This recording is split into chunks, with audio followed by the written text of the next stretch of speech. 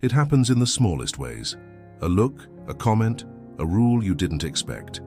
You walk into a space carrying something personal, a symbol of belief, a way of dressing, a quiet conviction. And suddenly you're seen as too much or not enough. For many people, especially in a society as self-expressive as the United States, being judged for something deeply personal feels like a betrayal of the very values the country claims to uphold. Imagine standing in a courtroom, not as a criminal but as a citizen asserting your rights, and being fined not for what you did, but for what you wore. A cross, a visible necklace that, for you, carries meaning, identity, faith, maybe even family history. The judge doesn't ask why you wear it. They don't ask what it means to you, they just see it and penalize it. On the surface, it's about decorum, legality, neutrality. But underneath, it's about something far more human: power, identity, and control. This moment, the act of being judged before being heard, is something we've all lived through, especially as we age. The world no longer sees us as becoming. It starts seeing us as fixed, opinions formed, minds made up. We're not given the same curiosity or benefit of the doubt that we once were, and yet the deepest parts of us are still shifting, still questioning, still alive. The brilliance in these moments isn't in fighting with rage or responding with rebellion. It's in using the very language of the system to reveal its inconsistencies. That's what McGregor did, not as a fictional hero, but as a symbol of every underestimated person who's walked into a room where they weren't supposed to be powerful and changed the conversation. If you've ever been misunderstood, mislabeled, or silenced for standing in your truth, this story is yours too. It's not about crosses or courtrooms. It's about the quiet dignity of being seen, heard, and respected without compromise. If this reflection has already touched your heart, subscribe to the channel and share in the comments. What part spoke to you the most? Now, let's continue. In a legal setting, every detail is supposed to be neutral. The courtroom is designed to strip away personality, emotion, and expression to focus solely on the facts. But that's a fantasy, because humans don't stop being human just because they step into a legal space. And symbols, like the cross around McGregor's neck, carry layers of meaning that go far beyond simple appearance. To some, it's just jewelry. To others, it's a lifetime of faith, loss, culture, and memory. When a judge sees it and responds with discomfort or censure, they're not reacting to the object, they're reacting to what it represents. And that's where things get psychologically rich. We project onto others constantly. When someone walks into a room with confidence, we might label them arrogant. Not because they are, but because their presence triggers something unresolved in us. When someone wears a symbol of belief, it may awaken discomfort in those who've been wounded by religious dogma, or those who associate faith with power, hypocrisy, or control. But none of that has to do with the wearer. It's the observer's shadow being activated. Carl Jung called this projection, the process of casting parts of ourselves we haven't reconciled onto other people. And in a setting like a courtroom, where control and order are paramount, that projection becomes weaponized. The real brilliance isn't just legal, it's emotional. When McGregor challenged the fine not with outrage but with calm reasoning, citing constitutional rights and historic precedent, he didn't just win an argument. He disrupted a deeper pattern. He made the room pause. He made the law look at itself. And in doing so, he reminded everyone there, neutrality doesn't mean erasing difference. It means respecting it without letting it dominate. Many people in midlife understand this more deeply than they used to, because by this stage, you've been projected on, misunderstood, flattened into someone else's narrative, and the power comes when you recognize it and refuse to shrink. That's not just brilliance, that's maturity. We live in a culture that often confuses intelligence with polish, the right words, the right tone, the right school. But that kind of intelligence, the institutional, approved, framed on the wall kind, is just one layer. The deeper intelligence is often quieter, forged through experience, hardship, and the need to survive without always being understood. When McGregor stood before the court and spoke with clarity, legal precision, and an unmistakable sense of calm self-respect, it unsettled expectations. The cross around his neck had already triggered a judgment. It suggested something traditional, maybe even oppositional. But when he opened his mouth, he didn't play the role people had written for him. He redefined it. That's what happens when people encounter unexpected competence. It challenges bias. And for many people over 45, this is deeply familiar. You've walked into rooms where people assumed you were behind the times, less adaptable, or too rooted in your ways to offer something relevant. And then, through action or insight, you proved otherwise. This isn't about ego. It's about reclaiming the right to be complex, to hold faith and reason, tradition and progress, emotion and intellect, all at once. The court expected a stereotype. What it received was depth.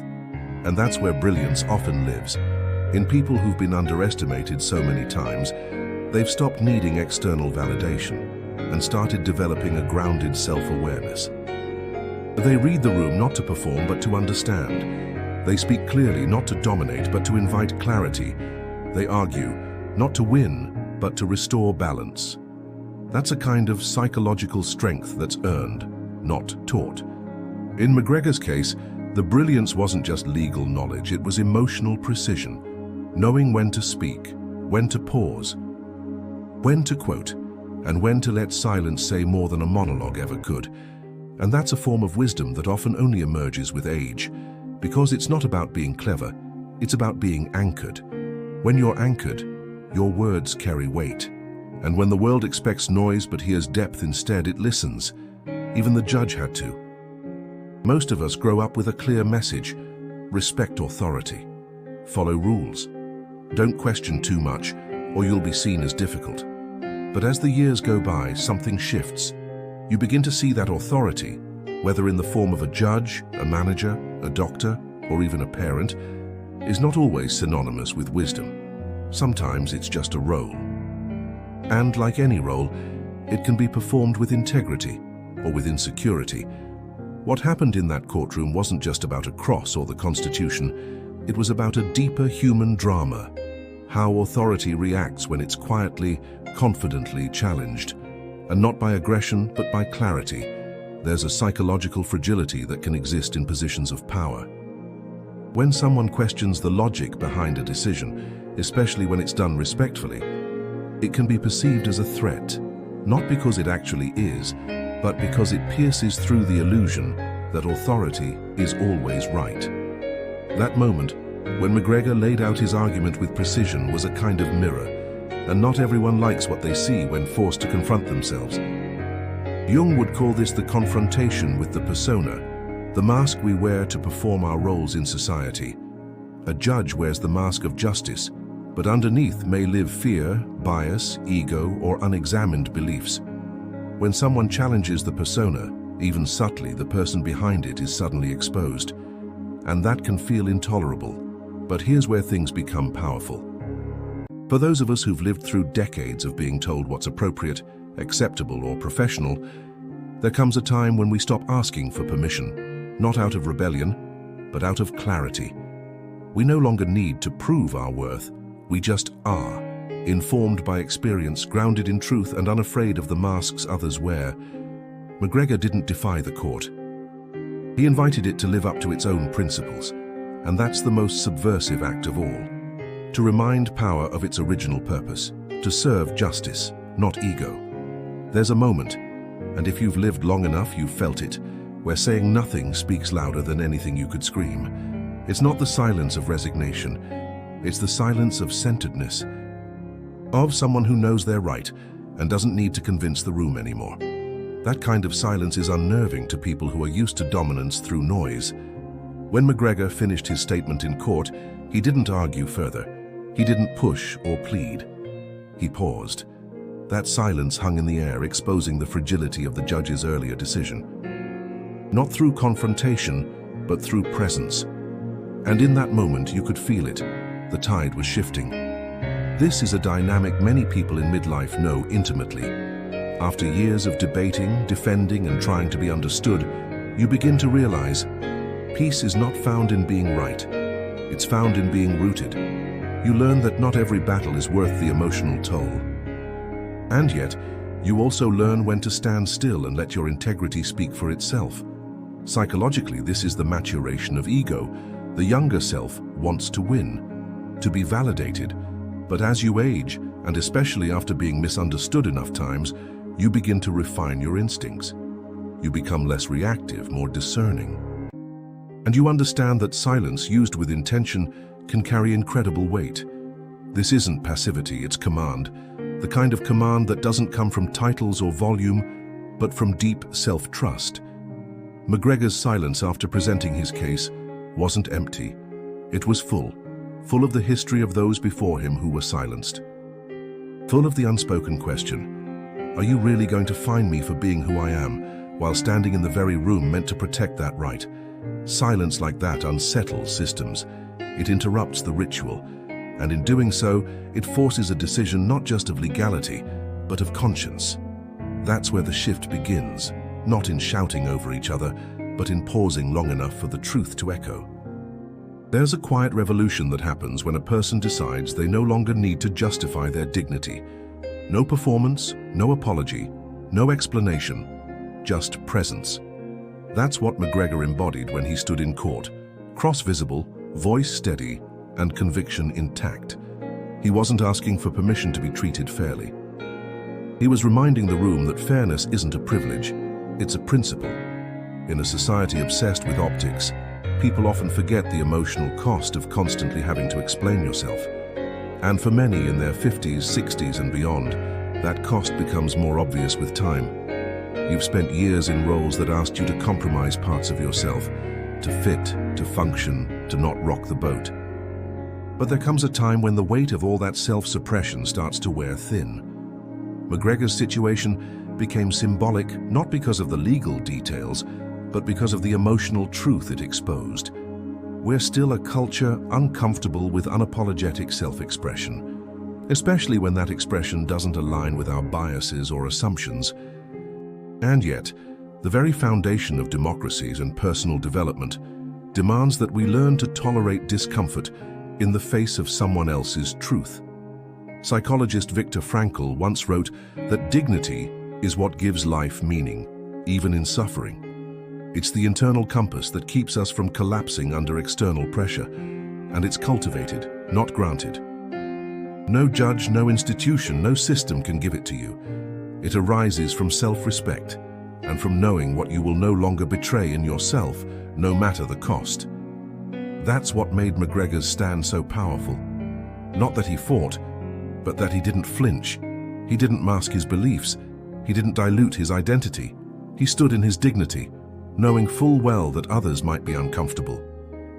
And he made it clear, that discomfort is not my burden to carry. In that moment, he didn't just win a legal point, he modeled something rare, the kind of unwavering presence that reminds others what respect truly looks like. There's a deep human longing that transcends culture, age, and belief. The desire to be seen, not just observed, not just tolerated, but truly recognized. And for many people, especially later in life, that need becomes more urgent. You've spoken your truth countless times, but what you really want now isn't just to be heard. It's to be understood in your fullness. McGregor's moment in court wasn't about making a scene. It was about being seen, not as a stereotype, not as a symbol, but as a man with the intellect to argue, the courage to stand firm, and the emotional intelligence to do it without rage. And when the judge paused, when the tone of the room shifted, that's what changed. McGregor was finally recognized, not as a disruption, but as a presence worthy of respect. Psychologically, this moment represents something we all crave. Validation that comes not from agreement, but from acknowledgement. It's the moment when someone in authority steps back and realizes they've underestimated you, and they allow themselves to adjust, not because they were forced, but because the truth was too undeniable to ignore. For many people over 45, the experience of being overlooked is painfully familiar. You offer ideas in meetings that get brushed aside until someone younger repeats them. You share values or boundaries that are labeled rigid instead of respected. You show up fully and people respond to a version of you that doesn't even exist anymore. But when someone finally sees you, with your history, your resilience, your insight, something shifts. Not just for them, but for you. It affirms what you've always known internally, but what the world hasn't always mirrored back. That's the true power of a moment like McGregor's. It's not about ego, it's about the rare grace of being reflected accurately. And when that happens even just once, it nourishes something vital in the soul.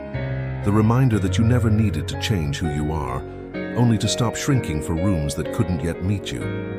In the end, McGregor didn't leave the courtroom with fanfare. There were no cameras, no applause, no viral headlines, just a quiet shift in tone, in respect, in how he was regarded. The fine was revoked, the judgment softened, but more importantly, something invisible changed the atmosphere. A man had stood in his truth without aggression, and the system had been forced to meet him there. That's the kind of legacy most people never talk about. We speak of legacies in terms of careers, family names, or financial impact. But there's a quieter kind. One built through choices made in rooms that nobody else will ever see. A legacy of how you carry yourself, of the things you refuse to betray, of the truths you live out, even when they cost you comfort. For many people navigating midlife and beyond, this is the work that becomes most sacred. It's no longer about climbing or proving. It's about becoming congruent, where what you believe, what you feel, and how you act are no longer in conflict. That congruence creates peace, and that peace is what gives your presence authority. McGregor's brilliance wasn't just in knowing the law, it was in embodying a principle, that dignity doesn't need to shout to be heard, it just needs to be consistent. Every generation needs examples of this kind of courage, not performative, not self-righteous, but rooted, especially in times when quick outrage gets more attention than steady integrity. This story, then, isn't really about McGregor, it's about you. About all the times you've had to choose between staying silent or standing up. About the moments you knew something was wrong but were told to keep the peace.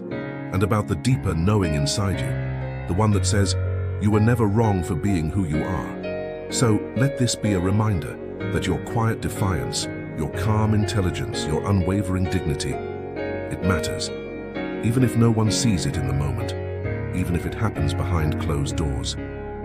Because those are the moments that echo, and when they do, they leave behind something more lasting than applause. They leave clarity. There comes a turning point in life, sometimes sudden, sometimes slow, when you simply stop asking for permission to exist as you are. You don't make an announcement. You don't slam any doors. You just stop editing yourself for the comfort of others. This isn't rebellion, it's evolution. For many people in their 50s, 60s, and beyond, this shift feels like waking up. You look back at years, maybe decades, spent trying to be more palatable, more agreeable, more professional. You minimized your faith, your culture, your personality, even your voice just to keep the peace, and still you weren't always accepted. Eventually something clicks. If acceptance requires erasure, it's not worth having. McGregor's presence in that courtroom was the embodiment of that click. Wearing the cross wasn't about provocation, it was about not hiding anymore. And the clarity of his legal argument reflected a deeper personal truth. I know who I am, I know what I stand for. And I no longer need your comfort to validate that. This moment, stopping the internal search for approval, is a powerful psychological release. It marks the beginning of individuation, as Jung would describe it. You're no longer trying to fit a mold, you're becoming whole. But with that freedom also comes responsibility, to stay grounded, not hardened. To defend your truth without diminishing others, to hold firm without becoming brittle. Because real strength isn't loud or reactive, it's settled, and the world listens differently to someone who has nothing to prove. So if you find yourself in that quiet space of self-permission, honor it, protect it, let it guide how you move through the world, not with defiance, but with unshakable presence. Because that's what creates real change, not just in systems, but in souls.